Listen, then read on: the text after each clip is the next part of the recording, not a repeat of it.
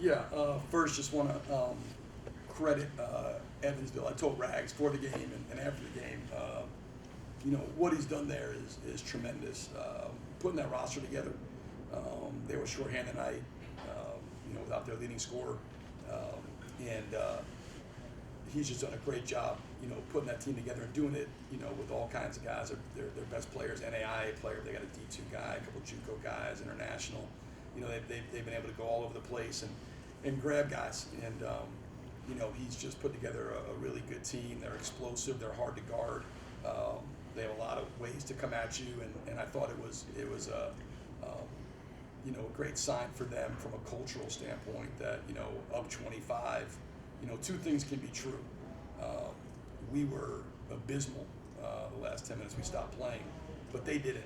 They kept competing, and that's a real credit to the culture he's building there. And so I told our guys in the locker room, we're not going to apologize for wins. It's hard to win in this league. We did a lot of good things to build a 25-point cushion. Thankfully, it was 25 because we gave almost every single point of that back. And that's now, we look at Ball State, a pattern, and it's a pattern that we're going to have to fix. If we don't, it's gonna rear its head and bite us. So, we'll come back to work. It's on me to make sure the message is getting home. And obviously it didn't after December 16th. So I got to figure out a better way to deliver that message because unacceptable. It started the defensive end with back-to-back back cuts, and then some loose play on the offensive end, and just snowball from there. And Toomey makes that shot to cut it to 8, and it's a game at that point. Coach Schertz, what do you see from Jabo? His last 3 games, he's hitting a lot of threes.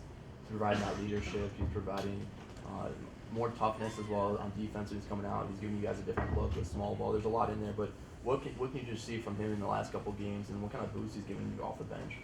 He's been awesome. He's been really good all year, but the last few games, like you said, he's been at a different level. He's shooting the ball with so much confidence. He works so hard at it. I've got to do a better job of figuring out our depth. We got to have better production off the bench, and that's on me to find and look at guys. I'm obviously trying to give guys opportunities, but guys got to be more productive, and I got to look at other guys too. I'm just not getting enough, off the bench. But he, has been spectacular off the bench. Really a one-man wrecking crew, and like you said, playing the perimeter, playing the small ball 5, operating as a hub of the offense, playing off the ball. He's playing like you'd expect a 6-year senior to do, and he's just we're not he's as valuable a piece as we have because of the versatility he's giving us. Offensively, defensively, we were struggling. Robbie, I thought, defensively in the first half, he was having, his issues, obviously. And Jabo came in, and I thought, really kind of steadied the tide there. And then I think, second half, obviously, just some huge shots. And when we went on that run, he was a huge part of that. But then, too, he was, and he knows he gave up the 2 back doors to start the run back, so that's why he got taken out. He's got to be better because it's like I said, we stopped competing and they didn't, and that's a credit to them and a discredit to us. But it's not an Elam ending. It's a time and score, and we stopped competing inside the game. But we don't get to that 25-point lead without him, and we're not 12-2 without him. He's been fantastic for us here in this season. This team, we've seen them, not to harp on the second half a lot, we've seen you guys put your foot down and kind of really step on a guy when you're up 20, when you're up 15. And like you said, the last few times we haven't seen that. Right. Is there any idea of what's been different, for your team, as where that killer instinct seems to have kind of gone? I don't know. I mean, you could. Is it guys playing too many minutes? Or guys losing focus? I think human nature is that when you're up, you tend to relax, and the opponent, tends to also relax because the basket gets. You're down 25. The basket gets bigger. I mean, there's not pressure shooting, and then you tend to relax defensively. But to be elite, you can't allow human nature to creep in anything you do, right? I mean, just because it's understandable doesn't make it acceptable. And I think that that's where we are. So whether it's, hey, maybe we got to play guys less minutes, but to play guys less minutes, we got to have more production off the bench. So I have to figure out, how to get that. I apologize in there. I told them I should have played Mace tonight. Mason Miller, his energy. He's going to play hard, a good possession, and stick some shots. And I didn't.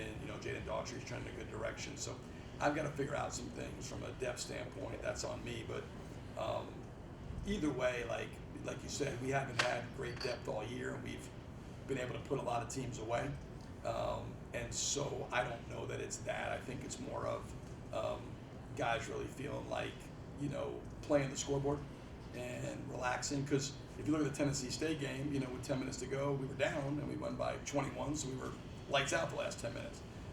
So it's not, I think it's very much right now that we're playing the scoreboard and allowing that to dictate our competitive level. It's kind of like you go into a, take the temperature, right? Like, how hard do I got to play versus just competing as hard as you possibly can.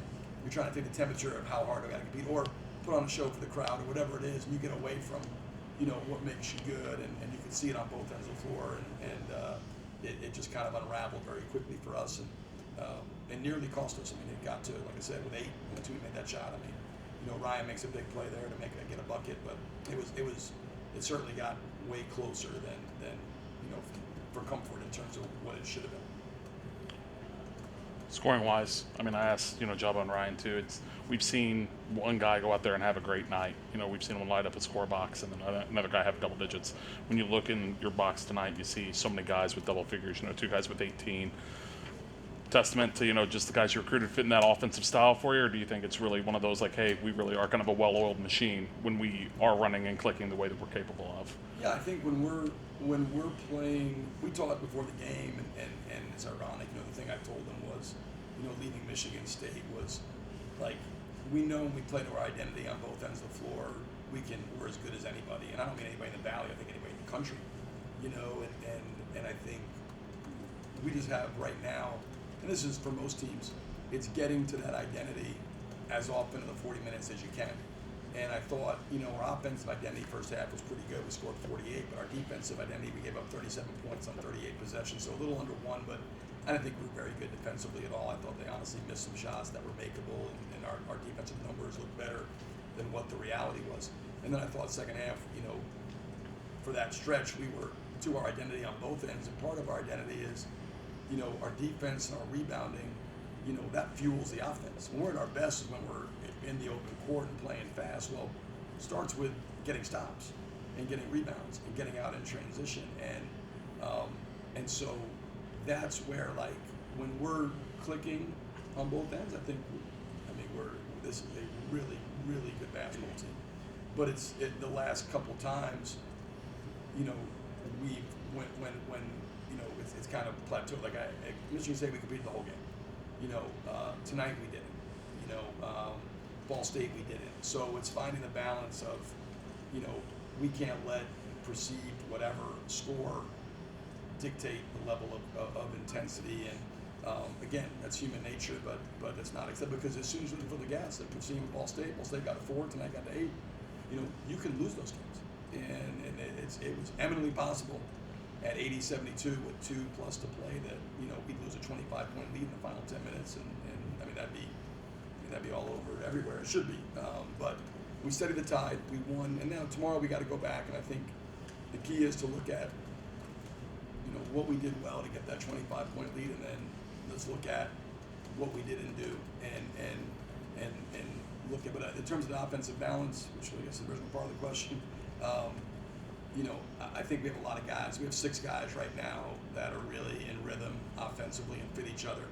I've got to get more guys in there, but those 6 guys are pretty special. And when they're clicking, and again, the clicking starts in the defensive end and with defensive rebounding, it's fun to watch. But we just got to get to the identity on both ends more consistently, and really they're tied together. Turnover battle. I mean, didn't go your way today. Is that just Rags knew what you guys were going to do? Knew the scouting report in Indiana State is get up down the floor, quick passes, try to get the 3, try to whatever. I mean, I think they're very long. They're probably the biggest from a standing height team in the Valley. They play lineups out there at times with, Hughes is 6'11", Toomey 6'10", and whatever, Cufford's 6'7", 6'8". So I mean, they have some big long lineups, and they get their hands on a lot of balls. I thought we tried to hit some home runs. I thought we had some really unforced. I thought some of them were forced, but I mean, we had a couple of transition turnovers that were just really bad. We tried to throw a couple back doors that weren't there, and you gotta, that's part of the trade-off is you're gonna have some of those turnovers because we do thread the needle sometimes and get those no dribble layups. But I thought too many unforced turnovers, too many transition turnovers, too many times we were trying to make plays that weren't there. But yeah, Rags defense, is good. They're one of the better defenses in the Missouri Valley, and they're long and athletic, and they get their hands on a lot of balls. And so, combination of both things. We got to be better and cleaner, but they do force you some turnovers. So it's both. Last one I have for you, Coach. Obviously you're not going to talk about anything behind the scenes, but Sherrod stepping down, leaving. Obviously he brought you here. Just what has that friendship, that relationship meant to you, the last few years? Yeah, Sherrod is I'm eternally indebted to him. I really am. He's become last 2.5 years a great friend. He's the guy who believed in me. He's the one who hired me. I know there was a lot of internal pressure, probably not to, to go with somebody else, and he brought me here.